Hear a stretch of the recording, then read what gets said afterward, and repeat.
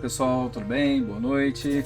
Boa noite, Jussiara, Lorena, Alvenir, Tiffany, Henry. Sejam todos bem-vindos aí para mais essa matéria, mais uma da nossa peleia aí, né? E aí, como é que vocês estão? Todos bem? Boa noite, tudo bem, Alvenir? Ah, que feio, tá faltando minhas aulas.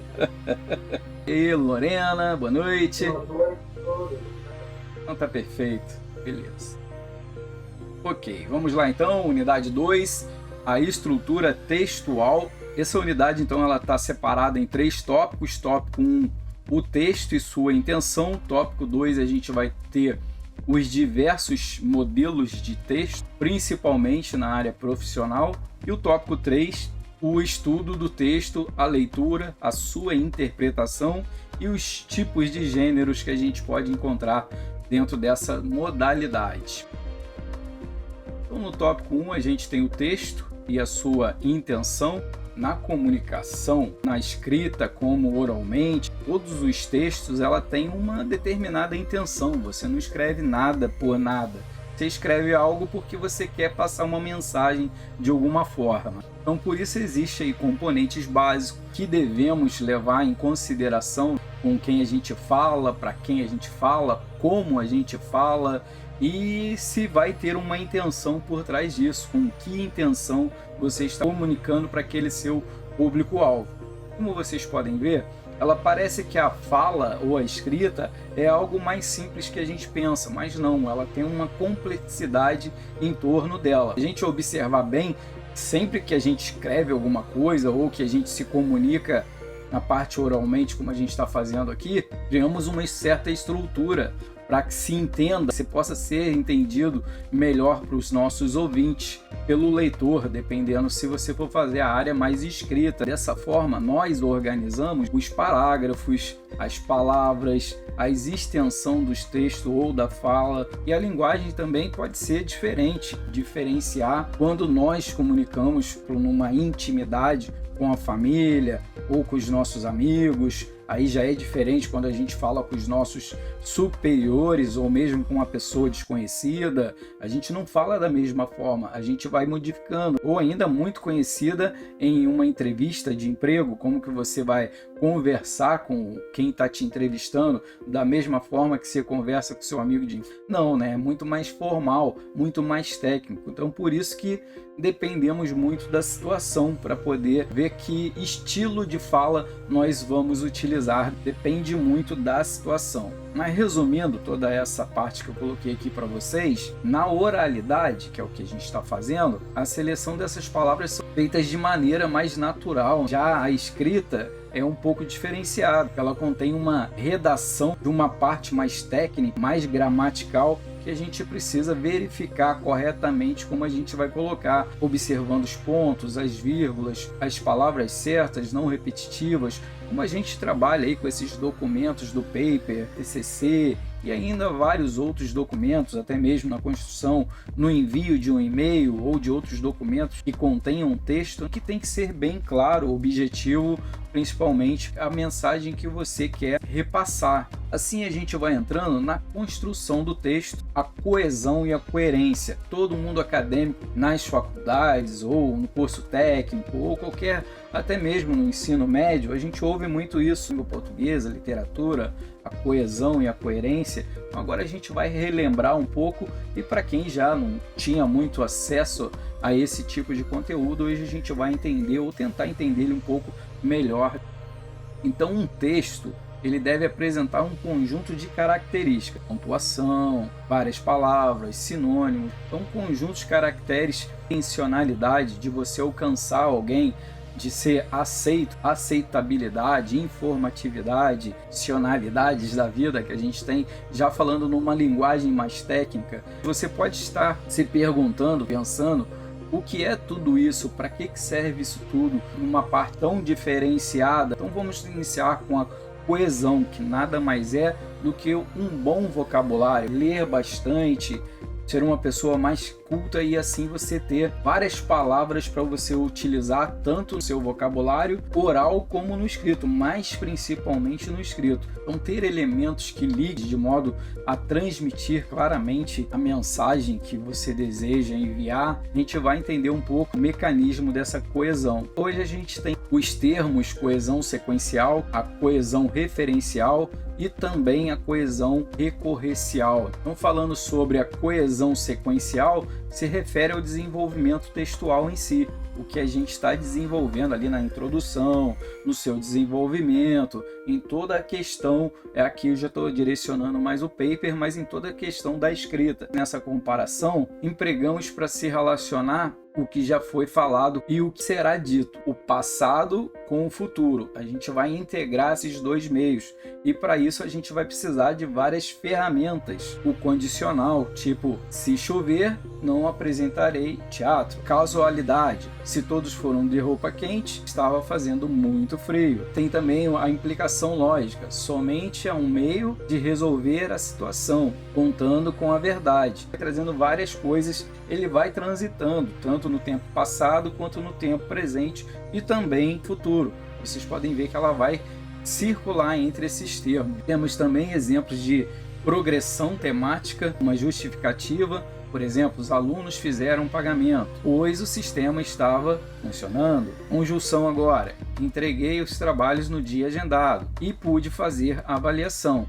Não dá para a gente dizer que a coesão sequencial, realizado conforme o texto, ela vai se efetivando, né? Vai se desenvolvendo, e já a coesão referencial é quando o elemento do texto ele remete a outro mecanismo do mesmo texto, substituindo algo que já está escrito. Então a coesão referencial ela pega tipo o que a gente faz quando a gente está escrevendo um paper, que a gente coloca uma citação de talvez um texto que a gente já tinha escrito há uns 10 anos atrás. E agora você está reescrevendo porque a fórmula ela teve uma atualização, um modo diferente, e você pode referenciar o passado com o presente. Então a coesão referencial exofórica ocorre quando a relação ela se estabelece em um elemento fora do texto, que diz ali: a gente era pequena naquele tempo. Naquele é a questão que a gente está comentando. Outra frase: e aquele era o tempo em que ainda se apregoava nas ruas. Modificação aí, naquele e aquele.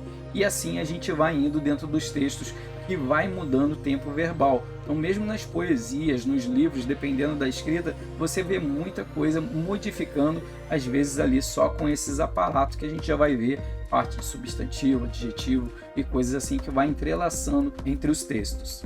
Então nesse exemplo, as informações naquele, aquele e naquela que se refere a coesões referencial exofórica. Já agora, coesão referencial endofórica, quando a gente faz referência a algum elemento dentro do texto, pode acontecer algo já mencionado anteriormente ou ainda posteriormente chamado de catáfora, vamos dizer assim. Mas resumindo toda essa parafernália aqui, anafora é algo mencionado antes, catafora é algo que a gente menciona depois. É isso que vocês vão ter que lembrar ali na prova de vocês, que provavelmente vai vir essas pegadinhas.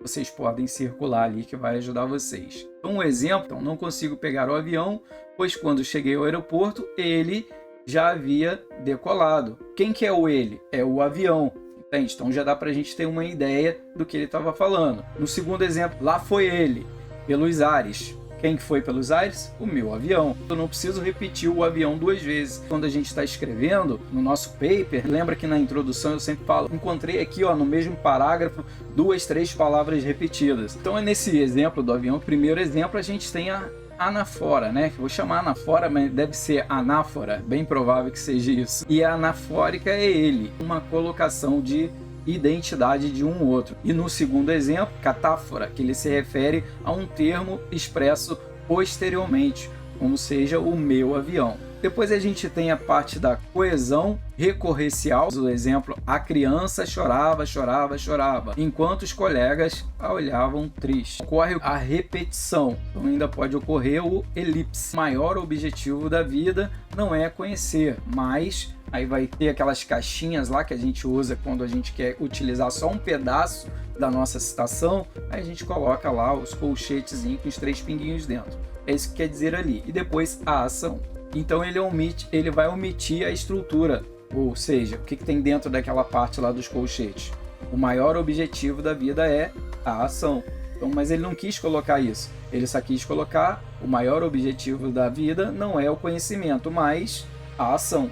Então ele recortou esse pedaço que ficaria dentro do colchete. Assim a gente vai trazendo um pouco sobre a parte da coerência. Vamos falar um pouco sobre ela.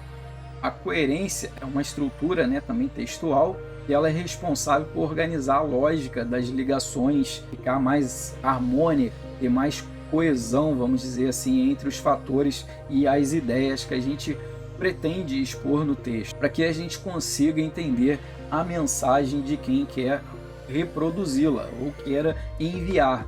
Se caso não tiver coerência, vou dar um exemplo aqui. Eu estou falando sobre a parte da coesão e começo a falar com vocês agora sobre coeficiência. Já trago uma outra coisa que não tem muito a ver e acaba embolando um pouco o pensamento. Quer dizer, não tem muita coerência no que ele está falando. Ele está falando de uma coisa e trazendo uma outra que é de física, que não tem nada a ver com a parte da língua portuguesa. É só um exemplo aqui meio louco, mas só para vocês entenderem um pouquinho o que é a coerência. Sentido que você fala, tem que dar uma sequência. Nesse texto aqui dá para a gente ver algumas coisinhas, como vocês vão ver que está sublinhado ali, por isso, então, matá-la, tem alguns elementos coesivos, vai auxiliar na coerência textual. A gente vê ali aquela parte, por isso, é um conectivo, né, que ele vai estabelecer a relação entre a causa e a sequência. O mais, ele ali, nesse caso, já é uma conjunção, ele vai introduzir uma situação contrária. Todos entenderam o paper? Aí vocês dizem, sim, mas não entendemos a data da postagem, entende? Então vai trazendo uma outra colocação, mas neste caso ele está trazendo algo contrário do que ela está falando. No terceiro parágrafo, o então já traz uma mensagem que ele vai expressar uma ideia de causa e consequência. E aquele lá que está ali em matá-la, um pronome, ele serve para substituir alguma palavra que talvez já foi dita. Então dá para a gente ver a importância desses elementos na escrita, né, na construção de um texto. Precisa ser coerente, ter coesão para ter sentido o argumento. Sim, a gente vai trazendo um pouquinho aqui um une e trago também para vocês logo em seguida, falando sobre os parágrafos. Então, o espaço em branco, que é o chamado nosso parágrafo em um trecho escrito, é o recuo que a gente utiliza em um texto. Geralmente, quando a gente está escrevendo os nossos papers, quando é o resumo, ele não tem, geralmente ele é um parágrafo inteiro, sendo que não tem recuo. Muito difícil você ter 2 parágrafos dentro do resumo. Geralmente é uma coisa só, é inteiro. E os outros que a gente vai fazendo ao decorrer do texto, aí sim, vocês vão encontrar diversos parágrafos, desde a introdução, ali no desenvolvimento, porque ele vai trocando, serve para trocar de assunto, ou serve para você mencionar uma outra coisa dentro do assunto, e a gente vai entendendo um pouquinho melhor. Como vocês podem ver aqui, a gente já encontra logo abaixo da referenciação 3 parágrafos ali, a fala, a atenção e a coesão, são os parágrafos de recuo, que é o que a gente está falando aí, é o afastamento de uma margem à esquerda, ou seja, o recuo no índice de uma frase. Geralmente a gente utiliza o parágrafo para dividir o texto em partes, em pequenas partes, e ele não fica uma coisa tão extensa para você ter uma leitura quase que sem fim. Quase que é obrigatório você ter ele para dar uma pausa e entender e depois pular para o outro. Quando a gente muda de um parágrafo para outro, não necessariamente vai mudar o assunto, certo? Não é quando se muda de um assunto que você precisa trocar. Às vezes o parágrafo está ficando muito longo, para ficar mais harmônico, ter mais coerência, é bom você fazer esse, né? Então ele deve ter o mesmo recuo do princípio até o final de uma redação, por exemplo. Geralmente é o mais usual, 4 parágrafos, 5 também é bem tranquilo, onde você faz a introdução, 2 desenvolvimento e 1 de finalização. Essas geralmente são as utilizadas, né, em concurso público, em Enem e coisas assim, como uma lauda. O que é uma lauda? Uma lauda é uma folha inteira com as suas 30 linhas. Então cada abordagem do texto é um novo parágrafo. Então não necessariamente que você tenha que trocar de assunto. Você pode continuar no mesmo assunto, mas você vai pegar uma outra abordagem dentro daquele mesmo assunto, aí você faz um novo parágrafo para ter uma harmonia, né? Um parágrafo ele pode iniciar a mudança de um interlocutor, por exemplo, se você for fazer algo mencionando falas diferenciadas, onde tem personagem ou algo que vai complementando, tem um narrador e personagens dentro do seu texto. Enquanto isso, eu vou trocando aqui os nossos contextos, a gente vai mudar um pouquinho para a estruturação do parágrafo. Então, durante a escrita, a gente deve abrir um novo parágrafo quando houver a troca da abordagem e do ponto de vista, para que assim a escrita ela não se torne cansativa. É mais para ela ficar num termo mais estruturado, não ficar tão cansativa. Bem tranquilo. Tem um unizinho para colaborar aqui ainda, e aqui a parte da estrutura do parágrafo. Então, a estrutura do parágrafo, a gente deve iniciar com a abertura de um parágrafo quando houver a troca de abordagem do ponto de vista, para que assim a escrita ela não se torne muito cansativa, apesar de não existir uma regra. Então, senão ela fica muito cansativa. Frase também não deve ser com frases muito curtas e parágrafos muito grandes, cheio de informações. Porque às vezes o pessoal, principalmente o pessoal que está saindo do ensino médio, pega na faculdade para fazer uma redação, quem está no semipresencial. Eu peguei vários alunos que faziam: ah, professor, um parágrafo de 3 linhas, tá bom? Né? Não tá bom, precisa de desenvolvimento, precisa, né, de uma estrutura, em 3 não dá. Então dá para ver que alguns se equivocam nisso, pequeno demais também fica horrível. Você ter vários parágrafos, eu já peguei redação de ter 11 parágrafos, tudo assim de 2, 3, 4 linhas. Aí fica uma estrutura também bem ruim. Então por isso que é importante fazer todo esse segmento e tentar colocar parágrafo de 6 linhas, 6, 12, 24, tá show. Se uma redação é para uma lauda de 30 linhas, você dividindo 6, 6, 6, vai dar 24 linhas. Ah, alguma passou um pouquinho, foi antes, não tem problema. Você tem até 30 linhas para explorar. Então essa estrutura, um parágrafo, ele deve ter partes bem distintas, que é chamado de tópico frasal, né? Que é a ideia do núcleo do parágrafo, que ele vai dominar também como período, quando é que está acontecendo, no presente, no passado, no futuro. Colocar um determinado momento que você vai talvez narrar a sua história, a sua redação. Já ali no desenvolvimento é onde a gente vai agregar as ideias secundárias. O que é as secundárias? Vou dar um exemplo. Na introdução eu estou falando de escola, de aluno e de educação. No desenvolvimento eu vou colocar as partes secundárias. Então, o que envolve os alunos, qual é o ambiente do aluno, quais são as suas dificuldades, são as coisas secundárias a ele. E assim eu vou falar tanto da escola como eu vou falar da educação. Então são as partes que a gente vai fazer o desenvolvimento daquelas 3 palavras-chave que a gente colocou na introdução. No paper de vocês não muda muito essa ideia, porque ali a gente vai ter a parte da introdução, onde a gente vai falar um pouco, explanar ela sobre o tema, que é o título do seu trabalho. Então você vai falar um pouco sobre macro, ampliado, sobre o que você vai estar falando, né? Para que o leitor ele consiga logo de cara entender de que você está falando, porque o meu título pode estar falando de uma coisa que eu não tenho nem ideia, não é minha área, mas eu achei interessante e eu vou começar a ler. E ali você fala ampliado. E logo depois, num segundo parágrafo da sua introdução, você vai falar já direcionado para o seu problema de pesquisa. Não exatamente tem que ser um problema, pode ser uma pergunta não respondida. Aí sim você vai começando a falar um pouco detalhadamente do seu problema, que tem a ver com o tema, com o seu título. Já no desenvolvimento, né, onde a gente vai agregar essas ideias secundárias, como eu tinha falado, a gente vai explanar ela mais. Aí sim, com mais detalhes, mais riquezas, nas definições do que você está falando.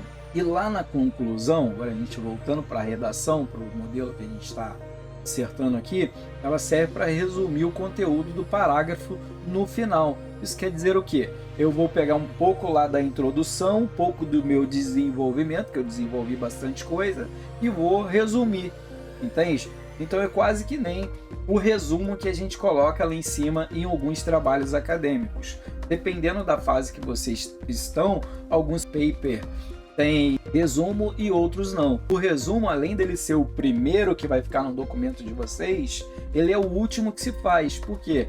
Porque ele é um resumo de tudo que você já fez. Como que você vai fazer o resumo antes se você ainda não fez o trabalho? Não tem como você saber o resumo, certo? Então, primeiro você tem que terminar o seu trabalho, faz a introdução, desenvolvimento, todas aquelas parafernálias lá, as citações, como que foi aplicado, os seus resultados finais. Aí você vai pegando um pouquinho de cada um e monta o seu resumo e coloca lá em cima. Os elementos relacionador, ele vai estabelecer a lógica entre as ideias, fazer as suas conexões, fazendo um elo com os parágrafos. Lá na minha introdução de aluno, escola e educação, é o que eu vou fazer. Vou acabar de falar de aluno, depois em sequência eu vou falar da escola e em sequência eu vou falar em educação. Se lá eu coloquei aluno, escola, educação, eu não posso começar falando da escola. Eu não posso começar falando da educação. Não, eu tenho que seguir a estrutura que eu fiz lá em cima. Se eu vou seguir outra estrutura, eu troco lá em cima. Se eu vou começar a falar de educação, eu começo a colocar a educação lá em cima. Para vocês entenderem a harmonia que ele está querendo dizer ou trazer aqui para a gente. Beleza? Como vocês viram, esse tópico era mais rápido do que eu pensei. Ele é bem curtinho, mas deu para a gente entender um pouco da coerência, da coesão, das suas ligações que a gente vai trazendo dessa simbologia. Agora a gente vai entrar tópico 2, os diversos textos das universidades, as escolas, a gente encontra no nosso dia a dia, no mercado de trabalho. A gente vê aí vários significados entre esses documentos. Por que o significado da palavra texto? Porque todos esses documentos, de alguma forma, eles têm um texto. Então essa palavra ela vem do latim textum, que significa tecido, entrelaçamento. Então ele vai fazendo uma costura entre o nosso pensamento e as palavras escritas, fazendo sentido da coisa. Se desenvolve linearmente, vamos dizer assim. Ele tem uma linha de postura, uma linha de raciocínio do nosso português brasileiro, que é uma das línguas consideradas mais difíceis do mundo, porque a gente tem muitos verbos, a gente tem muitos adjetivos, substantivos,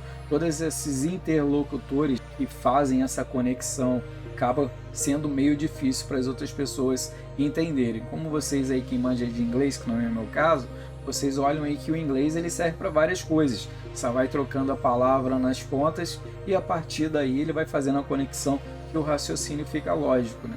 É mais fácil? Talvez seja, mas para mim não, né?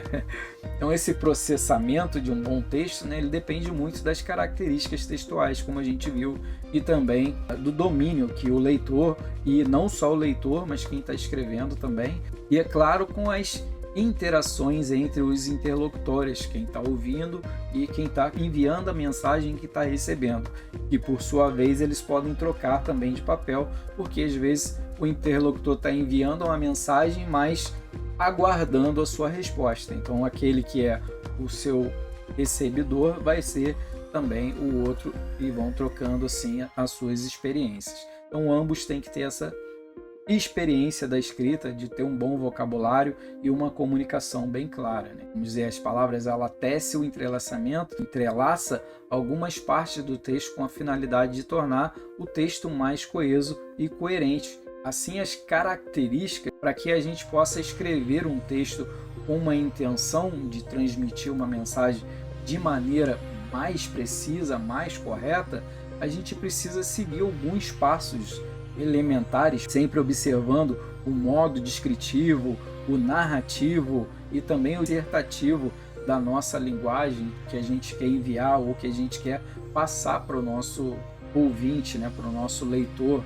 Aqui está alguns conectores que a gente vai falar um pouco dele, então as sequências textuais do modo descritivo, narrativo e dissertativo. Aí a gente tem os agentes, conteúdo, tempo, objetivo, classe de palavras, tempos verbais. Tudo isso aí vai fazendo essa parte ficar coesa, né? Ter ali um referencial mais amplo do nosso vocabulário. Então, se a gente for ver bem, não tem como ter um texto, né? Ou como um texto ser somente descritivo, ou sei lá, somente dissertativo, ou até mesmo somente narrativo. Ele acaba interagindo entre esses três campos, mas a gente vai falar um pouco, né, sobre como desenvolver cada um desses elementos, né, ou como os textos narrativos funcionam. Assim a gente vai iniciar com esse campo aqui, que é a parte da narração. Então a narração ela está muito relacionada aos ouvintes. Então a gente pode dizer que qualquer pessoa ela consegue contar ou recontar ou mesmo inventar uma história. mesmo que ela não domine essas práticas no dia a dia, mesmo que se for em qualquer uma dessas 3 formas, na narração eu conheço várias pessoas que não têm estudo nenhum e é um ótimo contador de história. Então isso é a comunicação mais fácil que a gente tem hoje. Com esses elementos da narração, a gente precisa utilizar o uso das classes das palavras, como os verbos, os advérbios, conjunções temporais, o objetivo que a gente quer passar aquela mensagem, ou como a gente pretende relatar um acontecimento, se ele é um acontecimento que você está prevendo do futuro, ou se é algo que já ocorreu ou que está ocorrendo no momento. E você vai mudar. O tempo verbal ele é essencial para que isso seja possível. Se você hoje for contar uma história ou for escrever qualquer coisa e não utilizar o verbo, é quase impossível você ter uma comunicação clara, comunicação compreensível. Aqui a gente vai trazer também o contar ou ouvir histórias, também traz do livro ali algumas partes que vocês vão ver que está em negrito, em destaque. São, tem, chama, cita, é marcado alguns verbos do texto em negrito para a gente poder ver algumas dessas características da organização textual, né? Para que o narrador ele relate as ações, sentimentos, ele precisa utilizar os verbos, porque os tempos verbais ele vai trazer para o leitor uma compreensão em que tempo, em que momento está acontecendo. Agora a gente vai tentar entender da relação desses textos, se a estrutura, a apresentação, a comunicação que ele está, o desfecho, o desenvolvimento do decorrer que ele está escrevendo. Os verbos são essencial para a gente entender. Dentro dessa apresentação dá para identificar ali os personagens, os lugares, o movimento da história, como ela vai ocorrendo, quando inicia a ação ou a transformação dos fatos em si. O clímax, onde o narrador ele demonstra o desfecho, podendo ter momentos de tensão ou de resolução dos fatos. Isso ocorre muito para quem desenvolve uma escrita direcionada para filmes, principalmente para séries. Porque se ele fizer um capítulo de uma série onde não tem esse desfecho, não tem o clímax, o cara não vai olhar o outro episódio, ele vai parar ali e abandonar. Quem estuda isso, essa parte da escrita, trabalha muito com isso, para envolver e sempre para um próximo episódio deixar um arzinho de mistério. A coisa que a gente queria ver realmente com novela, isso acontece muito. A gente quer ver realmente, só vai passar no outro dia, para você continuar visualizando um dia após o outro. O jornal, por exemplo, não acontece isso. O jornal, na propaganda inicial, ele vai fazer ali todo o mistério, coisa e tal, vai falar algumas coisas, se você quiser ver, aí você tem que acompanhar o jornal na hora. Mas é muito difícil ele deixar alguma coisa, amanhã a gente vai ver isso, isso, isso. Não, aí depois que ele vai passando, então ele funciona com uma estrutura um pouco diferente. Assim, o desfecho, falando um pouco dele agora, ele apresenta as soluções do conflito, ele restabelece o equilíbrio entre algo que aconteceu e tem que reverter. Se você está ali narrando um filme, fazendo alguma coisa assim nesse sentido, e acontece uma tragédia, e você não dá um ar para o leitor que aquela tragédia vai ser superada, pô, fica sem graça. Você precisa ter uma esperança de uma melhora. Então, do desfecho vai acontecendo isso. Vamos dizer, aquele cara que está interpretando o papel que, sei lá, aconteceu alguma coisa que ele fez de mal para uma outra pessoa e depois ele se arrepende, coisa e tal, aí você também vai mudando o seu sentimento. Isso acontece tudo na escrita. O resto vai vindo apresentação daquilo que está escrito, daquele sentimento, tentando passar isso para a visualização do leitor ou do ouvinte ou de quem está observando todo o contexto. Então essa estrutura da narrativa, ela precisa de alguns acontecimentos, como eu estava mencionando, e vocês vão ver que tem mais sentido agora. Os fatos que vão determinar a história, quais são os que vai ter para atrair o nosso ouvinte, nosso leitor, o nosso espectador, quem vai ser os personagens que vai participar dessa história, como vai acontecer o enredo. Vai ter muita violência, vai ter um romance, onde vai ser o lugar de ocorrência, vai ser numa floresta, vai ser numa grande cidade, vai ser dentro de uma casa ou num lago. Pô, tem várias coisas que você pode fazer, cada cena ser num lugar diferente, um acontecimento. E quando? Quando é da história que isso vai acontecer? Lá no passado, no presente, no futuro? Então, quando que vai passar esses fatos? E o porquê? a causa do acontecimento, por que você focou nessa história. Não tem um sentido? O que você está buscando em responder? O que você está querendo trazer para o leitor, ou para o ouvinte, ou espectador? Eu estou querendo passar emoções. Que tipo de emoções vocês querem passar para o ouvinte ou espectador? Eu quero que ele tenha sensações de raiva, de amor, de carinho, de esperança, de paz, de medo. Tem várias coisas que você pode fazer através da escrita, despertar esse sentimento de curiosidade, um sentimento de quem está acompanhando esse raciocínio. Também dá para a gente ver a montagem, da apresentação. Ele traz ali a união de Misael, 63 anos, funcionário público, a Maria, Elvira, que é uma prostituta, não sei se é Elvira porque eu não leio ali a parte, mas dá para vocês verem que ele está apresentando quem são os personagens que vai participar da história. Aí logo em seguida ele vai trazer o quê? A complicação, e que tem ali de treta dentro dessa história que talvez vai atrair a atenção que está acompanhando, que é a infidelidade de Maria, Elvira, que ela obriga a Misael a buscar uma nova moradia para o casal. Vocês estão vendo aí que tem uma traição dentro da história, do enredo. E o clímax, que é o que? As sucessivas mudanças de residência focada pelos comportamentos desregados, por exemplo, de Maria Elvira, e acarretaram o descontrole emocional de Misael. De repente a parte de ciúmes, acha que em cada lugar que eles estiverem morando tem alguém querendo ficar com a Maria ou ficar com Misael, sei lá, um negócio assim, que eu não li a história, mas já tô tendo a ideia do enredo da coisa. E assim você vai ver que o ciúme, eles provocam a mudança para vários lugares, porque em nenhum lugar parece que ele vai ficar tranquilo, sossegado. Isso quando acontece uma vez, realmente, sempre vai haver uma desconfiança. Desfecho da coisa. A polícia encontra Maria Elvira assassinada com 6 tiros.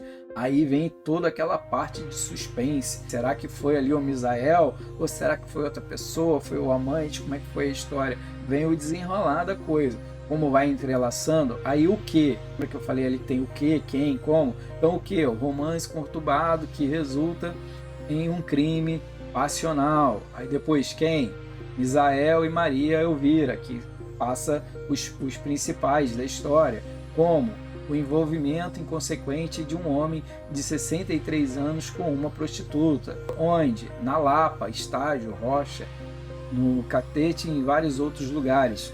Que passa o cenário dessa história. Quer dizer, se ela era uma prostituta, provavelmente ela fazia ponto em todos esses lugares. Como eu falei, eu não li o texto. Estou aqui trazendo as ideias conforme ele vai trazendo os personagens ali, o lugar, a ideia. E quando? A duração do relacionamento, 3 anos. Isso quer dizer o quê? Ele vai narrar essa história num acontecimento de 3 anos. Então eu ainda não sei se esses 3 anos pode ser num passado, num presente ou num futuro. Como assim? Pode ser que o cara no final da história, ele acorda e era um sonho. Não quer dizer, não aconteceu. Muita coisa pode acontecer numa história. E o porquê? Promiscuidade de Maria Elvira. Promiscuidade, eu nem sei o que é isso. Se vocês souberem, coloca aí. Mas aqui numa ideia do que eu estava falando agora, não sei se alguém já ouviu falar numa série Lost. Talvez eu vou até estragar, o final do filme. Mas eu vi aquela tranqueira toda e coisa e tal. Show de bola, adorei, a série, coisa e tal. Mas o final, cara, me deixou pé da vida. Por quê? Porque todo mundo já tinha morrido. Então, na verdade, era mó doideira, que acontecia no filme, coisa e tal. Mas parecia coisas muito reais mesmo. Mas, na verdade, todo mundo tinha morrido num acidente de avião. E eles passavam uma história como se fosse uma vida real, realmente. Então ali eu achei que o final do filme não foi muito feliz. Mas até que deu para entender, depois do final, por que acontecia aquelas coisas ao decorrer. Tem um outro filme também que acontece uma coisa bem semelhante. Eu acho que é o outro ou o vizinho, a dona da casa lá também, esse é de terror, A dona da casa morreu, quem morava na casa, e veio outra pessoa morar nessa casa. Essa pessoa que veio morar na casa, ela via esse fantasma toda hora, coisa e tal, e o fantasma achava quem era o fantasma, era o pessoal vivo. Uma loucura, Mas olha só, cada raciocínio lindo que os caras têm em narrar uma história, em trazer aquilo pro universo do seu pensamento e deixar a sua mente fluir, a sua mente sei lá, sair das fronteiras, sair do comum. Então a escrita ela proporciona isso. Isso que eu quis dizer do filme aqui é só para a gente ter uma ideia, que é muito utilizado. A escrita ela tem que ser realmente perfeita, tem que ser esplêndida para poder causar realmente essas sensações. Então existem diferentes formas de apresentar as falas dos personagens, como a gente viu nesse modelo que eu falei aqui. Pode ser um de ação, pode ser um de terror, pode ser só uma narrativa. Isso acontece muito com os livros. Mesma coisa você lê o livro do Harry Potter e vê o filme do Harry Potter. Uma emoção diferente, que no livro é muito mais detalhe, é muito mais, faz o seu pensamento flutuar para vários lugares diferentes. E quando você vê o filme, não, ele já traz todo o visual, você já sabe como é o personagem, o rosto dele, a face, quais são as roupas, como que era a época que passava. E já numa leitura de um livro, não, ele te traz negócios mais, deixa você com a mente mais fluida, né? Eles têm que colocar mais detalhes, a cor da roupa, como que era a rua, como que eram todas as coisas, aí você vai criando ali a sua imaginação. Então aí que está a diferença de uma para outra.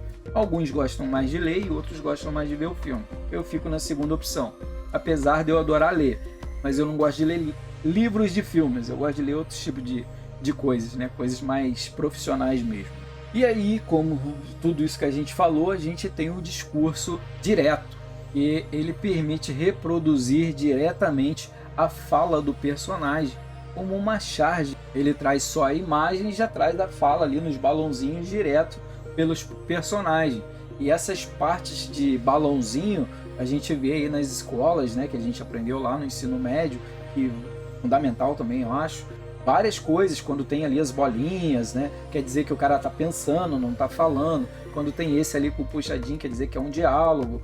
Quando tem aquele nuvenzinha também, o cara tá pensando. Tem vários outros meios de comunicar, de trazer direto a fala do personagem para que a gente possa verificar essa belezura que tem a língua portuguesa, digamos, e a criatividade sobre essa coesão e da coerência e dos personagens, da forma de narração da escrita que você pode fazer.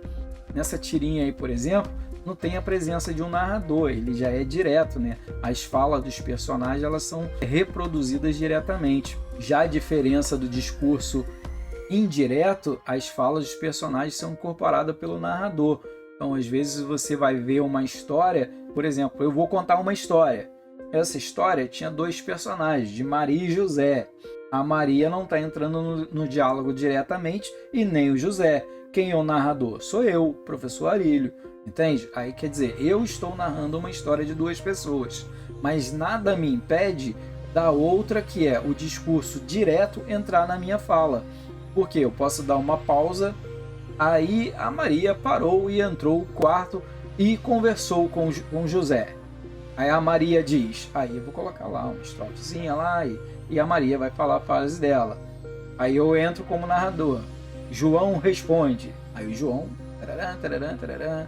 E aí eu começo, esse conflito não acabou bem, e assim, parará, parará. Essa é a parte da narração que você pode transitar entre elas. Em outras palavras, o narrador ele conta o que o personagem diz. Já no discurso direto, livre, temos a união desses dois, com a intenção de mostrar e contar os fatos ao mesmo tempo.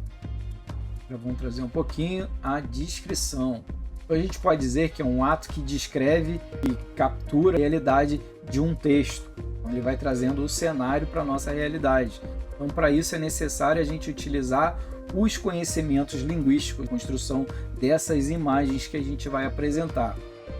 Beleza. Ela pode apresentar um ser, um objeto, recorte da realidade a partir de um determinado ponto de vista. E no texto descritivo, geralmente as classes de palavra que predominam nos textos são mais a parte de substantivos e os adjetivos. Pode trazer alguns objetos, algumas coisas que a gente vai colocando dentro da realidade para ter o contexto. Isso acontece muito em livros, como eu falei, que não mostra para a gente esse campo. A gente tem que utilizar, neste caso, a imaginação. Então, para isso é necessário utilizar os conhecimentos linguísticos. O primeiro parágrafo descreve o que acontece na casa. Já no segundo, ele vai apresentar o que acontece no primeiro plano. Já ali no terceiro, ele vai revelar as aves, a vegetação, para você começar a criar esse cenário na sua mente. Já na parte da argumentação, algo onde os termos que expõem a nossa opinião, ou ainda ela pode ser aquela parte de convencer as pessoas sobre algo através que a gente quer narrar, né? Ou através da linguagem argumentativa ou ainda persuasiva, como um relacionamento amoroso ou mesmo na vida profissional, na venda de um produto. Então, como você pode ver, você quer convencer alguém, uma parte persuasiva, né, da outra pessoa a vir ao encontro do seu pensamento. Uma reunião de negócio, nos relacionamentos, com os professores, com os vizinhos, amigos, você vai vendo que você está tentando trocar uma mensagem de duas partes, o intelector e o ouvinte, principalmente na nossa área comercial. Se a gente for analisar bem, muitas mensagens que chegam através de jornais, de televisão, por e-mail, celular, com a ideia de conquistar a nossa atenção, vamos dizer assim, ou a adesão de comprar algo através de uma ideia, de um produto, ou ainda pela escolha de um candidato, que eles estão tentando fazer o nosso psicológico entrar naquele barco junto com eles, com a mesma ideia, comprar ideia, como a gente diz resumindo, ou ainda para comprar um carro, que o vendedor está ali entrando na sua mente, você já está lá vendo o carro. Isso quer dizer o quê? Já está dando um positivo que você quer comprar algo, não necessariamente que tenha que ser o carro daquela agência, mas você já está dando aí uma pista. Aí o vendedor já tem todo aquele treinamento,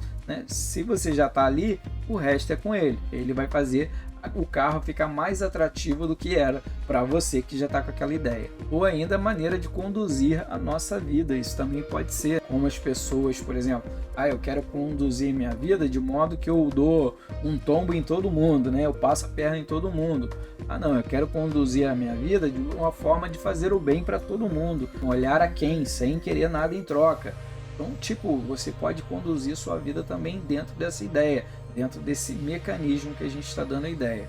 Esse tipo de linguagem permite expressar as nossas ideias, articular os argumentos, e por isso é tão importante conhecer o assunto que a gente comunica.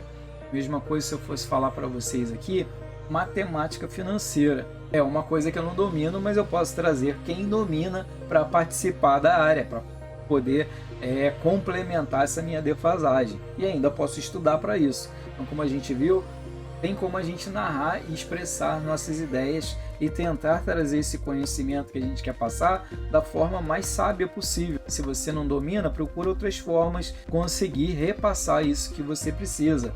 Ou se você não domina, procura quem domina, traz para dentro desse universo, e assim você vai conseguindo articular as ideias, seus argumentos, suas conclusões. Por isso, quando você vai falar de algo com alguém que é conhecedor do assunto, tente saber mais sobre aquele assunto, pelo menos você ser alguém que vai falar não de igual para igual, mas vai saber falar algo sobre que aquela pessoa gosta ou que aquela pessoa almeja, né? Se é que a sua intenção é obter a atenção daquela outra pessoa. E assim a gente vai falando sobre as coesões e argumentação. Vou trazer um outro texto aqui, referente a isso, para a gente poder ver.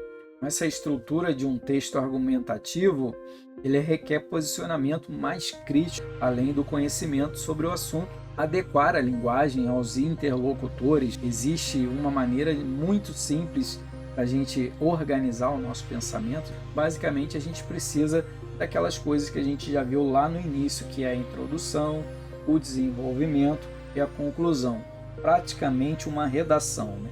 A gente precisa disso para ter uma narração mais fluida. A introdução, por sua vez, é onde a gente vai apresentar o assunto que a gente pretende abordar, como se fosse um roteiro mesmo de algo que a gente vai escrever ou de algo que a gente vai fazer durante o dia. Já o desenvolvimento é onde a gente desenvolve o assunto que a gente quer apresentar, o assunto apresentado ali na sua introdução, tomando o que foi explicado na introdução. Lembra que eu falei lá, aluno, escola e educação? Então pode ver que está vindo bem o encontro mesmo sobre essa fala aqui.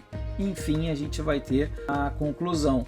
Ela vai finalizar o texto. vai finalizar a sua ideia ali naquele momento, vai trazer o resumo de tudo que você escreveu ou de tudo que foi dito, vai reafirmar o seu posicionamento, o nosso posicionamento referente àquela ideia. Quer dizer o quê? Onde você pode ter um espaço livre para você também expor a sua opinião pessoal. Além de posicionar, você deixar um ar de mistério para você trazer uma nova proposta, uma ação para resolver aquele problema, por exemplo, que você colocou ali perante a educação, ou perante aos alunos, ou as escolas. Em determinados períodos você pode dar uma sugestão para que possa ter uma continuação, ou ainda vire um artigo científico ou algo assim. Quer dizer, tu não parou por ali, pode ser que você vai escrever algo depois sobre isso, descrevendo o que você fez para contribuir dentro desse seu pensamento. Quer dizer, aqui um outro: considerações sobre justiça e equidade. Quando a gente lê um texto, logo no primeiro parágrafo, ele apresenta a ideia, ou seja, o assunto que vai ser desenvolvido no decorrer da nossa leitura. Uma explicação temática, por exemplo, com base nas argumentações ou nos dados que a gente tem em mãos, tipo opiniões, formas de convencer o leitor no decorrer da leitura, que a gente vai trazendo essa narrativa. Além da parte do texto, ele vai se relacionar com as demais partes que a gente está fazendo, com os outros parágrafos, no momento ali que descrevemos o texto. A gente deve deixar bem claro quais são os nossos objetivos com aquela escrita, que mensagem a gente quer passar, qual a linguagem nos fazermos ser entendidos. Quando você escreve algo, principalmente uma mensagem, um recado que você quer dar para um todo, então é importante você visualizar esse objetivo, com quem você quer alcançar. Eu quero alcançar, sei lá, um público, mães com filhos, público-alvo da educação especial.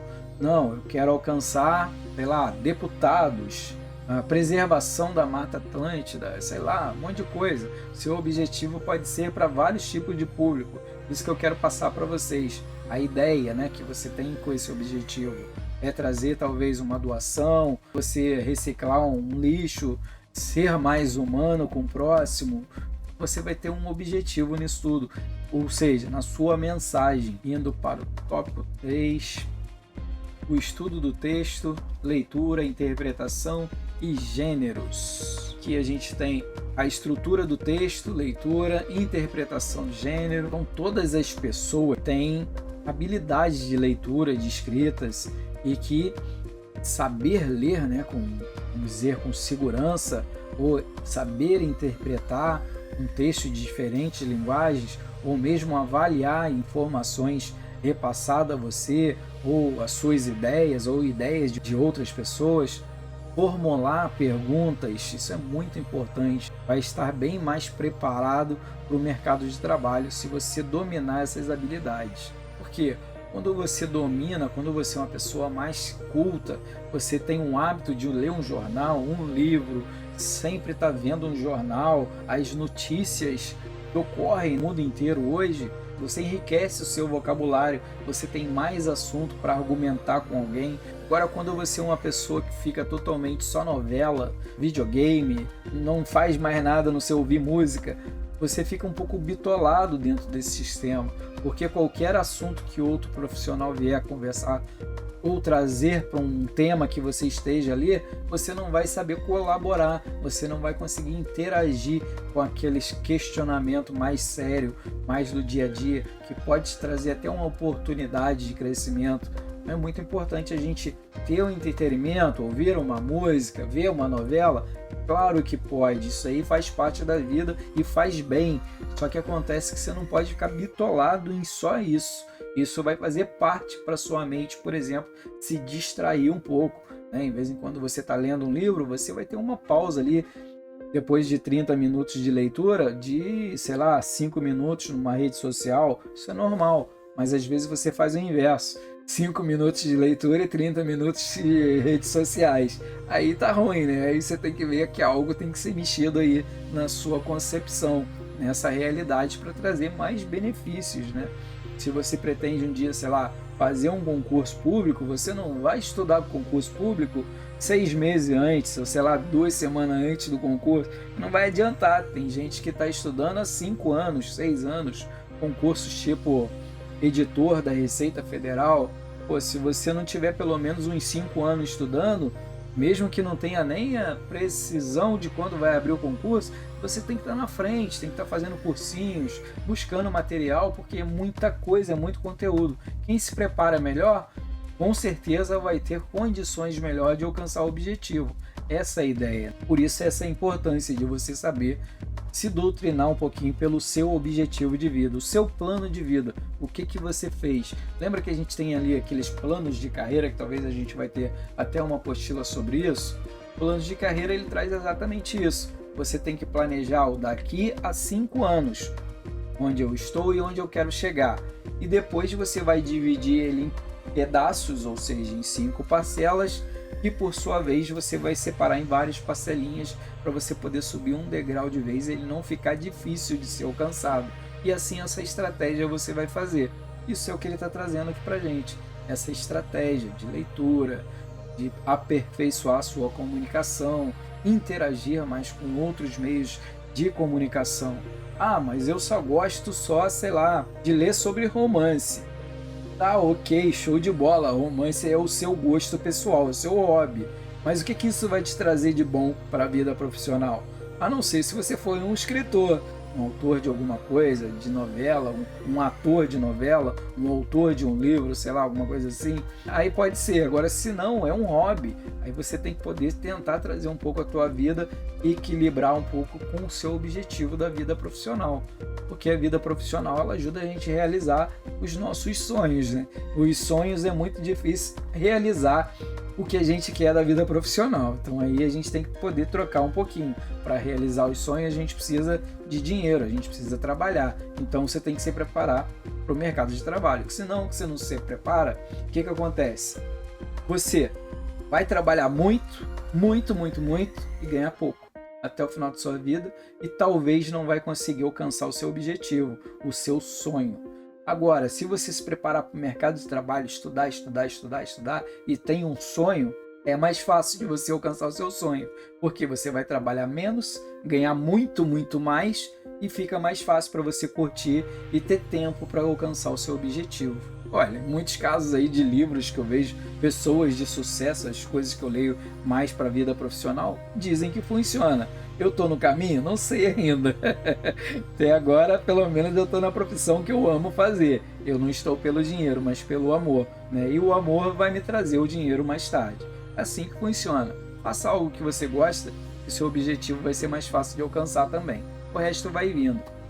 Então, sobre essas ideias que eu vou trazendo aí, sobre esses lances, as pessoas elas conseguem interpretar diferentes tipos de texto, vai trazer benefício com certeza para a vida dela. A utilização da língua em situações sociais, né, quando você precisa participar de uma reunião ou participar de um seminário onde você vai ser um narrador, talvez, isso tudo pode te ajudar bastante a se destacar de outras pessoas e ser menos destravado, menos travado, né? Que às vezes você é uma pessoa um pouco tímida, coisa e tal, isso tudo pode ser trabalhado. Então acaba criando aí uma oportunidade de ampliar o seu conhecimento linguístico também, textual, tanto nas leituras como na escrita, podendo produzir esquemas de compreensão de textos, ou ainda criar roteiros que indiquem os seus objetivos, ou ainda a apresentação de um projeto para a empresa, ou criar um roteiro mais direcionado a algum projeto social que se espera produzir no seu dia a dia, no trabalho, por exemplo, trazer aí alguém que escreva muito bem, apresentar uma proposta para um cliente onde não ocorra erros gramaticais, erros de vocabulário, né? Que isso a gente vê que acontece. E às vezes o cliente, o cara não leva muito a sério, né? Fala, essa empresa não é tão profissional, do jeito que ele me escreve um texto de proposta. Ele repara, é pior que reparam mesmo, né? Então por isso que é importante prestar atenção na hora da leitura, da escrita de um texto que você está produzindo, e assim a gente possa conseguir ler e entender esses textos, esses diversos documentos, tornando aí um diferencial positivo na sua área de atuação. ser destacado, né, dentro dessa área. Muito bem, assim a gente vai trazendo a leitura e a interpretação textual. Uma boa leitura tem que dar prazer, como eu estava comentando com vocês. Tem que ter concentração, a importância de você ler é incontestável, que você vai ver que realmente enriquece o seu vocabulário, te enriquece como pessoa, você fica uma pessoa mais culta, é uma pessoa que pode conversar com qualquer nível de pessoa, qualquer situação que você tem conhecimento de vocabulário para poder conversar com qualquer pessoa e não se sentir menor ou maior. Isso é muito importante. Ainda mais agora, né, com esse mundo tecnológico, né, que facilita as nossas comunicações, principalmente entre as empresas e instituições comerciais que a gente tem, comércio exterior. Ler e escrever, então, dentro desse contexto, quantas mensagens a gente lê no WhatsApp por dia e escreve também nesse retorno, na íntegra, e-mails em tempo real praticamente. A gente está vendo que a correria do dia a dia acaba trazendo para a gente essa parte aí da escrita, da leitura, ler vários relatórios por dia, vários documentos, responde vários e-mails.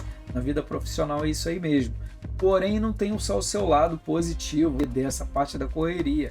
Tem essa questão também de ser mais fácil, tá mais fácil a comunicação, mas também, de um certo modo, a gente acaba escrevendo, às vezes, sem ler o que escreveu, pela pressa, e acaba tendo essas mancadas de escrever errado, ou ainda de não ler direito, não tem muita coesão, coerência no que a gente escreveu, porque escreveu de qualquer maneira.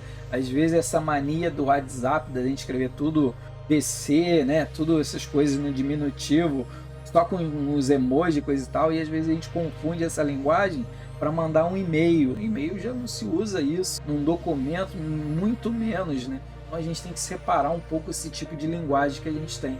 Não é para deixar de fazer, não. O que funciona, continua. Mas se funciona e você pode melhorar, pô, melhor ainda. Você vai ficar sendo visto, observado por outras pessoas, até mesmo numa futura contratação. Uma empresa, por exemplo, que você tem vontade de trabalhar e você trabalha com essa parte administrativa comercial, você toda hora está mandando um e-mail lá para o outro setor que vai receber. Só que você, pô, manda de qualquer maneira, de diversos erros de ortográfico, né, e coisa e tal. Pô, você só vai ficar na vontade de trabalhar nessa empresa, que se surgir uma oportunidade, provavelmente ela não vai te chamar. Por quê? Ela já está tendo uma avaliação sua de como você vai enviar o e-mail delas. Pô, se dessa empresa aí está me enviando desse jeito, a minha vai acontecer a mesma coisa. Então, tipo, a falta de profissionalismo. Então, por isso que é importante você sempre trabalhar, ler bastante algum livro, ver um gênero que você gosta, ver algo que você gosta que pode te trazer positivo. Eu estou lendo, estou escrevendo, beleza, mas lembra que você tem aquele sonho, e para você ter o sonho e não querer trabalhar muito e ganhar pouco, você pode mudar o seu gosto. Você pode trabalhar lendo algo que vai te trazer benefícios. Vou trazer aqui um exemplo que me traz muito benefício. Antes eu era representante comercial, contando um pouco da minha história. Tinha o fundamental ali, o fundamental e o médio. Tinha faculdade, não tinha nada, porque não dava tempo na estrada sempre. Cada 6 meses mudando de cidade. E o EAD estava recém chegando no mercado, não era muito confiável ainda, nem os dias de hoje. E nesse meio tempo eu vi a necessidade de voltar para um lugar mais fixo, não estava aguentando mais viajar, essa vida de tá lá, tá aqui, e acaba que você tem um monte de conhecido, mas amigos pouco, porque você não consegue criar vínculo com ninguém. A partir daí eu comecei a usar estratégias. Eu precisava entender um pouco de informática, comecei procurando um emprego na área de informática e já consegui. Dali já fui desenrolando, entendendo bem de informática. Aí já comecei com língua estrangeira, porque eu queria trabalhar muito na área portuária, então eu queria trabalhar como despachante aduaneiro. Acabou que eu nem trabalhei praticamente nessa área, só um pouco. A partir daí eu vi que essa parte de estudo era fundamental para o meu crescimento. E eu não parei mais de estudar. Então às vezes eu estava fazendo cursinhos, eu pagar cursinhos para mim me atualizando, eu fui fazendo várias faculdades, para mim não ficar fora dessa parte de leitura, de saber das novidades e coisa e tal. Hoje eu posso dizer para vocês que eu tenho mais ou menos umas 8 formações, atuo em 2, mas isso quer dizer que eu parei? Não, eu ainda estou estudando, estou agora fazendo 2 pós-graduação em seguida. Vou utilizar alguma delas na minha vida? Não sei, mas o importante é que eu coloquei na minha meta de vida nunca parar de estudar, até enquanto eu tiver saúde. E é o que eu vou fazer. Ah, mas aí você tem dinheiro para fazer isso? Não, galera, tem muitos meios de vocês continuarem estudando. Tem o Enem, tem ProUni, tem FIES, tem as federais, tem as universidades abertas. Então, tipo, só você buscando estratégias. Você, além de vai ganhar um diploma, vai ter mais uma faculdade que pode te ajudar no concurso público, de você ultrapassar outros, aquela prova de títulos, e o seu conhecimento vai estar ativa. Você vai ter essa interação com outras pessoas, a socialização, vai saber lidar com pessoas de diferentes níveis de estruturas de conhecimento, e você vai se enriquecendo como pessoa. Quando a gente para de estudar, isso tudo diminui um pouco. A gente fica naquele arroz e feijão, casa, família e o pessoal de trabalho, e fica só nessa vibe, e acaba que a gente não fica aberto a outros conhecimentos, aos outros tipos de contato, às outras pessoas. Claro que aqui eu só estou dando uma ideia da minha realidade, cada uma realidade é uma realidade, mas vindo aqui o contexto, para que serve esse livro? Essa apostila pode te ajudar em quê? Fortalecer o seu conhecimento, né? Suas habilidades. O hábito da leitura, ela nos proporciona se familiarizar com as normas gramaticais, com certeza, expandir o nosso vocabulário e ampliar nossas competências discursivas, tanto na língua escrita quanto na fala. Então, o maior desafio que a gente tem hoje das instituições, vamos dizer, onde a gente trabalha, empresas, né, de comunicação, tanto na externa quanto a externa, geralmente é isso. A gente tem uma dificuldade, talvez, de passar a mensagem que a gente quer, porque a gente não tem o conhecimento, vamos dizer, gramatical ou verbal ou de vocabulário e consiga passar com clareza o que a pessoa quer passar. Lembra que na apostila anterior, eu não lembro se foi essa turma aqui não, que os profissionais treinam alguns profissionais novatos, algum chega assim, de vez de chegar, vem cá, senta do meu lado, aperta naquele botão azul, eu vou fazer e você observa. E aqui você arrasta para lá, aí você escreve um comando ali, e assim você entendeu? Aí o cara vai falar, entendi, agora faz você. E você vai acompanhando ele. A cada evolução você vai aumentando a dificuldade, ele vai aprendendo naquele ritmo. Perfeito, aí tá tranquilo, você tem uma comunicação que ele consegue entender. Agora quando é um cara que não tem uma preparação de comunicação, e ele vai lá, senta aí do lado, sentou, cruza o braço, aperta naquele botão lá. O cara é novo, né? Já vai ficar perdido, tem lá 300 botão, mas que botão? O cara que está ensinando sabe qual é o botão, mas o cara que está aprendendo não. Mas tem aquela falta de algo, o cara não serve para treinar alguém, ele está no lugar errado. Talvez ele é um excelente profissional, domina aquela máquina, mas ele não tem a competência de ensinar outra pessoa, ele não está preparado. Não está vendo um pouco a diferença, como que faz? E assim você vai sendo observado, vai trazendo aqui os modelos textuais e o maior desafio as instituições e a comunicação interna. Existe aí em qualquer empresa essa parte de comunicação confusa, às vezes dificuldade acaba causando muitas outras. O cara aí do treinamento, por exemplo, que eu disse que não sabe treinar, o que pode ocasionar de algo ruim? De talvez perder um excelente futuro profissional, porque o cara não entendeu nada, mas a culpa não foi dele, a culpa foi do treinador, que não era um bom treinador.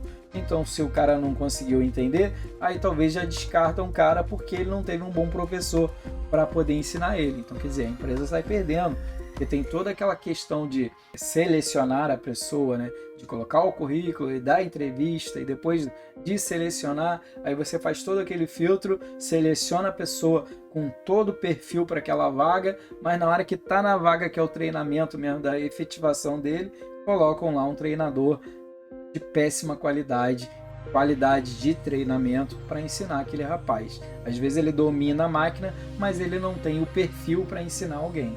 Estou conseguindo pegar um pouquinho a minha ideia aqui. Beleza, então a gente sabe que toda instituição ou todo ser humano é único, quer dizer, todos nós somos iguais porque somos todos diferentes, né? E aí que faz a nossa diferença. A gente pode ter algumas qualidades muitas vezes semelhantes, mas algumas a gente domina mais, outras a gente domina menos. E é hiper normal. As empresas é a mesma coisa. Então cada um tem a sua história, a sua cultura, cada um tem os seus próprios valores. As empresas, por exemplo, às vezes têm as suas missões, as suas metas bem diferenciadas. Os perfis dos funcionários também são diferenciados. Pode acontecer isso? Com certeza. Por exemplo, como é meu perfil de funcionários para uma empresa de redes sociais, de marketing? Como que é meu perfil de funcionários para uma metalúrgica? Como é meu perfil de funcionários para a educação? Como vocês vão ver, são perfis totalmente diferentes. E da clientela, a mesma coisa. Qual é o perfil da clientela dos computadores da Apple? Qual é o perfil da clientela dos computadores da Microsoft? São públicos diferentes, clientes diferentes. Então você tem que estudar isso também. Então, assim, a comunicação, tanto interna, né, ela envolve os procedimentos em que a comunicação reúne papéis, cartas internas, memorando, entre outros vários documentos. Geralmente esse tipo de comunicação ele desenvolve lado a lado com a comunicação, né? Tanto a comunicação administrativa, ele proporciona uma maior integração dentro da organização, vamos dizer assim, através de diálogos, de troca de informações, mesmo de experiências, como a gente relatou aqui, envolvendo a participação de todos na empresa, todos os envolvidos, dos colaboradores. Como a gente pode ver, o papel da comunicação tem que ser pensada de forma integral com as ferramentas de estratégia. Se você fizer de forma contrária, pode ser que o sucesso até aconteça, mas vai ser bem mais difícil. O gestor da empresa ele deve fazer encontros mais frequentemente com o pessoal, né, tornando aí as informações mais fáceis de ser entendidas, mais objetivas e sempre levando em consideração os aspectos humanos, gerenciais, a cultura, a participação do grupo, envolvendo em algumas decisões e estratégias, a autoavaliação de cada um, porque a gente é muito bom em avaliar o outro, mas para se avaliar a gente não é bom não.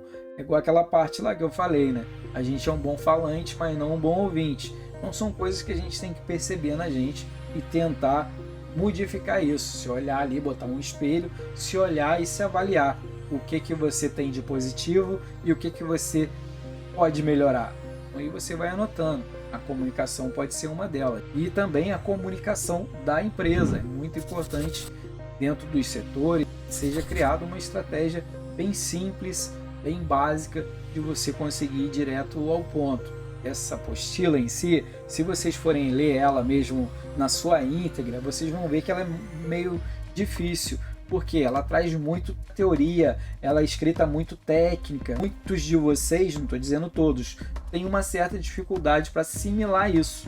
Então, quando a gente tem a aula para reforçar, traz vários exemplos, fica mais claro. Por quê? Porque você está trazendo algo mais simples, comparações de autoconhecimento do nosso dia a dia. Então fica mais simples, você vai conectando a teoria com a prática, aí fica mais fácil, até mesmo na linguagem. Eu tento trazer uma linguagem mais universal, onde qualquer um consiga entender de forma prática. Então esses modelos textuais que a gente está falando aqui agora, hoje a comunicação é feita através de quê? De correspondências internas e externas, responsável por representação na empresa ou com diferentes públicos. A ideia é que a mensagem que a gente deseja transmitir, ela seja clara, objetiva. Toda empresa, seja ela pública, externa ou interna, que ela deseja, além da comunicação, ser clara, ser eficiente, onde as pessoas não têm espaço para interpretar os comandos de forma errônea. Por isso que é importante ter essas três aí: clareza na comunicação e uma eficiência, simplicidade e rapidez. Pô, se tudo funcionando, fica perfeito. Que ela também seja rápida e objetiva. Então, para isso, a gente precisa observar alguns pontos, principalmente quando o assunto é de produção textual, como a imagem que a gente quer passar para as outras pessoas. Sua mensagem pode ser também correspondente ao seu estilo, saber quando usar formalmente ou informalmente um diálogo, ou uma escrita, ou num texto profissional. com o objetivo talvez de conquistar a sua clientela, motivar os colaboradores, o setor da empresa, enviar uma comunicação sem falhas gramaticais. É isso que gera a má impressão, como ali o que eu falei para vocês do e-mail. Às vezes você está acostumado a escrever no WhatsApp e você vai trazer essa mesma metodologia para dentro de um e-mail profissional, nunca. Você vai ver que vai dar ruim. Documentos, principalmente profissionais, eles devem estar de forma prática. Os documentos, eles devem ser atraentes ao olhar do seu leitor. Informações contendo datas, assunto, destinatário, endereços. Eu já recebi vários e-mails que nem tinha ali o nome do tema do e-mail, só dava para saber de quem que era, que eu já tinha o contato, mas não tinha nada de título ali para saber de que se trata aquele e-mail, né? Então isso é ruim. Ou às vezes um e-mail somente com anexo. Mas o que é aquele anexo? Às vezes você nem clica porque você acha que é um vírus, porque a pessoa não escreveu nada sobre ele, aí passa batido. Então, são coisas e informações necessárias para você ter uma comunicação mais clara. Então, tem que observar que cada correspondência tem as suas particularidades, sua forma em conteúdo, em linguagem, dependendo para o público que você vai escrever. Às vezes eu vou escrever para o presidente da República, às vezes eu vou escrever para minha namorada, familiar que está doente muito longe. O tipo de linguagem eu vou escrever diferente. Isso você tem que dominar esses aspectos, pelo menos não precisa dominar, mas ter um bom conhecimento referente a eles. Por exemplo, os relatórios, né, que a gente utiliza muito nas empresas. São os documentos que apresentam a descrição de um acontecimento ou a forma de um serviço foi executado, também que pode ser através de um relato das ocorrências administrativas que aconteceu naquele setor, naquele momento. Tem que ser uma coisa mais clara, a apresentação de uns resultados de produção ou de uma investigação que você fez de um setor, de um produto ou de um funcionário. Várias coisas você pode utilizar um relatório, né? Então, para ter um bom relatório, tem que ter os dados como que? Como destinatário, prioridade a quem você quer comunicar, de repente ele é particular uma pessoa. Se for, por exemplo, um desenvolvimento de produtos, você pode acrescentar um gráfico, ilustrações, mapas, tudo depende para quem que ele vai, quem que vai desenvolver aquela estratégia ou vai analisar aquelas informações, aquela mensagem que você está enviando. Também pode ser desenvolvido através de tópicos ou em forma de texto. Muitas vezes a gente deve pensar para quem vamos escrever, ou qual é o objetivo dessa escrita, qual canal de comunicação a gente pretende utilizar. Vai ser um e-mail, vai ser através de impresso, vai ser por carta, de que vai ser só uma comunicação, qual é a forma que a gente quer apresentar isso. E a gente vai ter as partes do relatório, depois que a gente já entendeu quais são as partes essenciais. O título, que vai identificar o tema do relatório. Lembra que eu falei que às vezes já recebi e-mail sem isso? Então tem que dizer sobre o que fala, para quem se dirige esse relatório, para a área administrativa, para a área financeira, para o setor de RH, né? Então para quem vai ser. E o texto em si, tendo ali a introdução, que vai indicar o motivo daquela escrita, daquele desenvolvimento, o desenvolvimento em si, que a gente vai colocar os parágrafos, os tópicos mais importantes, e o encerramento ali, que vai apresentar as sugestões e, por fim, o agradecimento. E aí ele fica legal, e logo embaixo contendo local, data, assinatura, os anexos, caso for necessário. Aí fica mais tranquilo da pessoa conseguir ter um e-mail ou ter um relatório mais profissional. E a aplicação, ela serve para comunicar as nossas ideias, especialmente no ato da escrita de um relatório. Vai ser ali com clareza, com coesão, com exatidão do que você está propondo.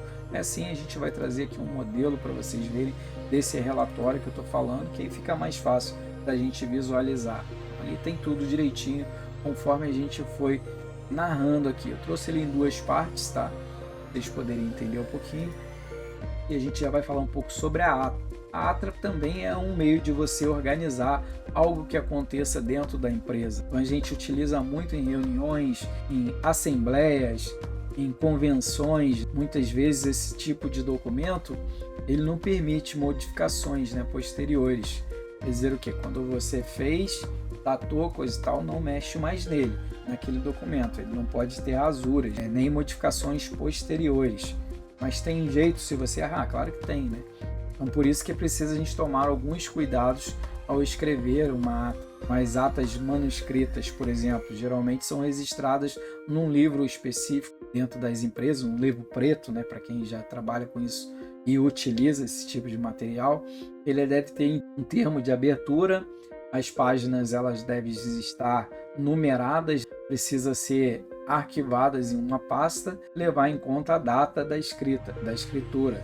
O arquivamento seja tratado é fácil de localizar depois, né? Deve ser escrita em linhas corridas, geralmente, sem parágrafos. Ela deve evitar espaços desnecessários. Ela não pode ter rasuras, nem emendas, corretivos, muito menos. Caso tiver um erro, aí a gente vai utilizar uma palavra como digo, quer dizer, eu disse uma coisa, mas eu errei. Aí coloco digo, ou coloco uma palavra muito técnica, aí você coloca a tradução dela, né, do que ela quer dizer, mas numa palavra mais amigável. Ou recorrente à expressão em tempo, aí você pode fazer uma errata, que se chama, né, coloca após o texto, quer dizer, o parágrafo tal, errata, aí você reescreve ele de novo. Geralmente, quando eles fazem isso, eles colocam uns traços assim na palavra. Mas ali, como não pode mexer, pelo parágrafo você mencionar a errata, já dá para saber. Abreviaturas, expressões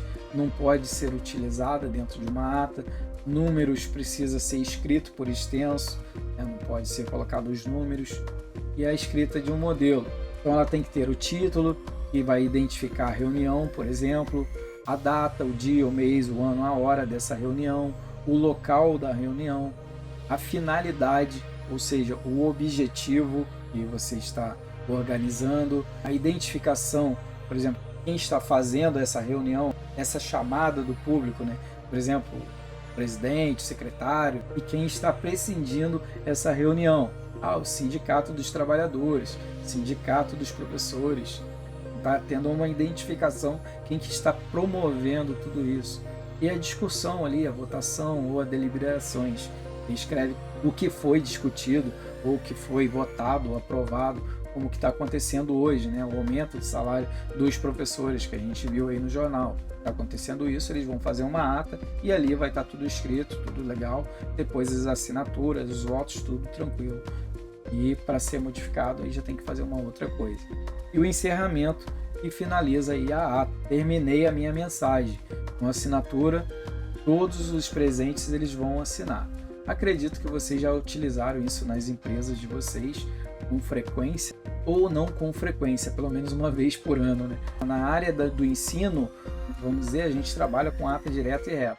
Tem vários livros durante o ano e tem atas de alunos, de professores, de alguma coisa que não era para ter ocorrido e ocorreu, então tem que registrar isso tudo. Um aluno que falou que foi em aula e não foi, tem que registrar em ata e coisa e tal. E assim a gente vai fazendo para que tudo fique organizado. Se um dia der um pepino, você tem um documento que possa comprovar, né, toda essa questão. E temos também o ofício. Se eu trago o ofício aqui para nós, acho que vai ter um Uni antes. Ele vai trazer alguma página do Planalto ali para vocês darem uma olhada. E aqui a gente tem essa parte do ofício, que ele é mais utilizado tanto no setor público quanto no privado. A sua utilidade geralmente são várias, você pode utilizar ele em vários contextos. Então ele pode ser utilizado para trocar informações administrativas ou para solicitações de alguma coisa que você precisa para continuar a produção, ou ainda de agradecimentos, ou ainda estabelecer uma ordem, colocar ali para todo mundo seguir. Ele pode ser usado de várias formas. As correspondências, principalmente em correspondências oficiais, também ele pode ser utilizado para clubes, associações, com correspondência como protocolar, né, ou protocolo, que a gente usa geralmente a pedir uma prova, alguma coisa assim. Então, algumas das elaborações desse modelo, a gente precisa também de cabeçalho, muitas vezes papel timbrado, quando você vai enviar pelo correio, né, o número de ordem, aí vai ficar a margem superior à esquerda, local e a data na mesma linha em número e ordem, do lado direito o mês, aí vem escrito por extenso, o resumo, onde tem a referência sobre o assunto que é escrito abaixo dessa numeração, tem o vocativo, que é o pronome de tratamento para quem vai ser utilizado, senhor, senhora, doutor, doutora, né? Texto que pode ser dividido em parágrafos, deve ser concluído com cortesia, com agradecimentos, deve obter uma assinatura no final do campo, um nome completo e o cargo do emissor, endereçamento na parte inferior esquerda da página, para onde que ele vai, para qual é o seu destinatário. Então isso aí dá para a gente notar um pouquinho. Ele trazendo aí então o ofício, eu coloquei o nome de ata ali, mas é ofício. E assim, falando um pouco sobre o requerimento. Se eu trago outra parte aqui. O requerimento, ele é um documento muito utilizado para solicitar informações e fazer pedidos para um organismo público, por exemplo, ou uma instituição, uma autoridade em específica. Ele deve ser entregue pessoalmente, geralmente em 2 vias. Uma via fica protocolada, né? E geralmente é enviado pelos correios, ali com um aviso de recebimento, chamado o IAR ali. A pessoa, quando entrega, ela precisa assinar e assim você vai receber um comprovante do correio que aquela pessoa recebeu em mãos. A escritura e o modelo desse documento, ele deve ter a identificação a quem ele vai ser dirigido, a instrução, que são os dados pessoais do requerente, né, tendo nome, naturalidade, a idade, a profissão mais pessoal, né, e a mensagem ali, a razão justificada, né, o motivo do pedido e a forma ordenada, para que a pessoa possa acompanhar todo o seu processo, todo o seu raciocínio, a pessoa, a entidade que está dirigindo esse requerimento. Por exemplo, eu tenho aqui uma ONG de animais, de pequenos animais, e eu estou mandando para a prefeitura. Quer dizer, estou colocando a minha ONG e assim indo qual seria essa entidade que está solicitando ou um novo terreno, ou sei lá, um financiamento, algo assim, né? E o fecho ali, que é o fecho é o quê? A expressão da conclusão, o fechamento, que pede ali o deferimento, a data, o lugar, a assinatura, todo aquele conteúdo. E por último aqui a gente trazendo a parte do e-mail. O e-mail é essencial nas relações comerciais, nosso dia a dia, a gente sabe que ele é muito utilizado, né? Tanto interno como externamente, que ele vai proporcionar o que para as empresas e para nós mesmos, né? Rapidez, oficializado, quer dizer, registrado. Se você não apagar, ele fica ali desde a época que você cria o e-mail. Pode criar uma pasta para cada cliente ordenadamente, que ele fica organizado dentro do próprio e-mail. Então ali também é um jeito de você ter provas para novas negociações, documentos ou futuras vendas ou vendas passadas, fazer históricos, como foi a comunicação com aquele cliente ou com quem foi que você conversou na primeira venda. Então no e-mail ele vai trazendo esses documentos que ajudam numa nova negociação. A linguagem, as dicas de elaboração de um e-mail formal, que a gente vai ver aqui um pouquinho. Então ela deve ter informações que resumem o objetivo da mensagem, tanto para o destinatário quanto para o remetente. Deve obter, quando obter anexos, né, ela deve fazer as informações sobre o conteúdo. Lembra que eu tinha mencionado isso? O constar confirmação do recebimento. Você pode programar para que isso ocorra, tá? Não necessariamente que a empresa tem que utilizar isso, mas é uma ferramenta a mais. Escrever textos de fácil assimilação, de compreensão clara, objetiva. Textos curtos são os melhores dentro dessa parte do e-mail, porém não utilizar letras maiúsculas direto, né, só letras maiúsculas, nem em negrito, nem utilizar abreviaturas e nem ícones de emoções, né, aqueles emojis, coisa e tal. Tenta tirar isso dos e-mails, né, não colocar essas fatos aí, a não ser se fosse uma coisa que você está passando para um setor especial, que você está grafando algo para chamar atenção. Aí é um pouco diferente, mas numa área comercial geralmente isso não se faz não. Leia sempre o que você escreveu. Ninguém gosta de receber textos cheios de erros ortográficos ou de concordâncias. Se não tem muita malícia nessa parte do vocabulário ou da parte gramatical, utiliza o Google Tradutor, utiliza outras ferramentas, utiliza aquela ferramenta de sinônimos, confira se seu texto está escrito corretamente. online você pode colocar isso, né? Tem dúvida de uma palavra? Ah, não sei se é com C, com S ou com cedilha. Vai lá e coloca. Melhor do que você mandar do jeito que você acha que é e não é. Aí você pode, né, uma má visão sobre o seu leitor, né? Deixa eu ver se tem mais algo aqui. Não, meu povo lindo, é isso aí. Como a gente viu, né? Deixa eu voltar aqui para minha tela inicial. E a gente pode trocar uma ideia referente a essa parte do livro. Terminamos a unidade 3. Legal demais. Agora vocês podem abrir o microfone, fala o que vocês entenderam, se funciona mais ou menos dentro desse contexto.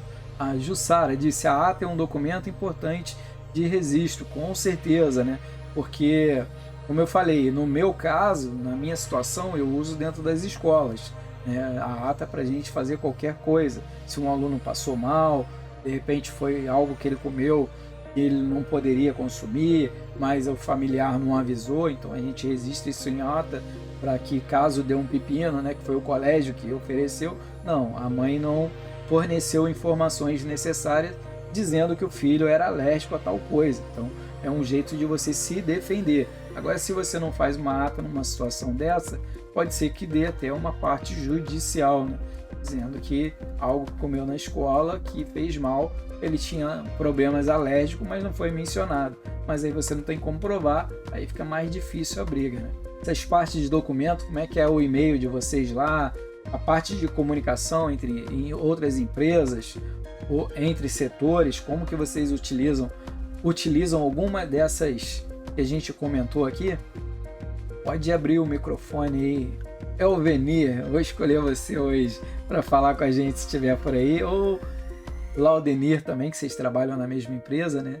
Esse cuidado tem que ter, lógico, claro, com e-mails, até para o próprio colega, assim, tudo, mesmo que é um colega assim, interno, que é, né, dentro do dia a dia, mas é bom sempre colocar, fazer formal, sair do padrão, né? Certo. Vocês ocorre algum tipo de treinamento com funcionários que trabalham com essa parte documental? Não, muito tranquilo, já tem o padrão lá mais ou menos, né? Colocado assinatura de e-mail, né? Mas eu digo formal na hora de montar o e-mail, né? Sim. É uma coisa, né? Tem que ser mais profissional, né? Perfeito, obrigado, valeu demais. Deixa eu ver mais quem aqui. O N com certeza usa alguns tipos de documentos nesse segmento, né, N? Tem algum aí para colaborar com a gente? Como funciona? Boa noite, professor. Sim, nós utilizamos bastante o WhatsApp, é a nova ferramenta. Usamos bastante e-mail, atas de reuniões, a gente faz muitas reuniões semanais, né? Então sempre tem uma ata, então a gente procura sempre, na ata já fica escrito ali o que vai ser discutido, quem ficou pendente para apresentar na próxima reunião. Então se segue sempre as reuniões pela ata, onde a ata parou, e aí segue dali, quem ficou faltando de alguma observação, o fulano ficou de fazer um teste em determinada máquina, ele fez, não fez, o que ele achou de resultado. E relatórios também, né? Eu faço muito relatório de máquinas que a gente tem que fazer todo um relatório, apresentando o que aconteceu, como foi feito, dando toda uma linguagem técnica. E